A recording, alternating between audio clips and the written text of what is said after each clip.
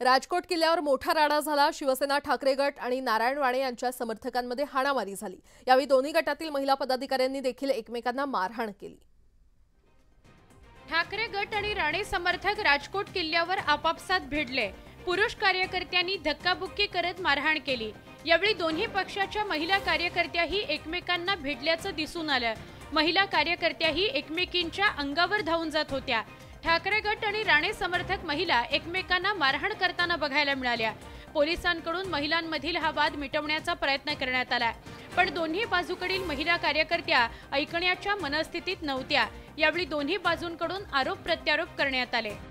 माझी हाक आहे, माझी जी अवस्था आज केली आहे ते तशी या सरकारची झाली पाहिजे। माझ्या महाराजांचा अपमान मी कधीच सहन करणार नाही आणि महाराष्ट्राने पण करू नये। आम्हाला राणेंचा आदर आहे, खासदार म्हणूनही आदर आहे, पण म्हणून शिवसेनेच्या कार्यकर्त्यांवर अत्याचार करायचा आणि त्यांच्या महिलांना सुरक्षित सोडायचं हा जो दुटप्पीपणा चालू आहे हा कुठेतरी बंद व्हायला पाहिजे। या राड्यामुळे राजकोट किल्ल्यावर तणावाचं वातावरण निर्माण झालं होतं। छत्रपती शिवाजी महाराजांचा पुतळा कसा कोसळला याची सखोल चौकशी करावी आणि दोषी असणाऱ्याला कायमचं जेलमध्ये टाका अशी मागणी मनोज जरांगे यांनी केली आहे। मनोज जरांगे यांनी राजकोट किल्ल्यालाही भेट देणार आहेत। मराठा नेते मनोज जरांगे 1 सप्टेंबरला मालवणातील किल्ले राजकोटवर जाणार आहेत।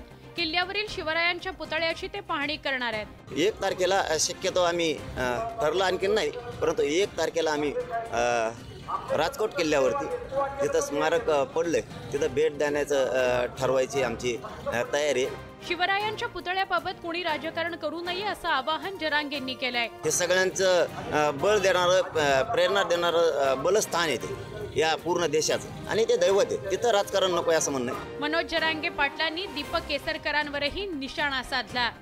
सगळ्यात हुशार आम्ही तर मानतो त्यांना, खूप हुशार आहेत म्हणून आम्ही बघतो त्यांचं काम करण्याची पद्धत सुद्धा।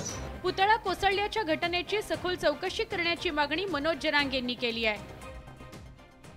यासोबतच इतरही काही महत्त्वाच्या बातम्या आपण पाहणार आहोत। तुर्तास एक छोटासा ब्रेक घेऊन लगेचच परत येतोय। पाहत रहा न्यूज 18 लोकमत।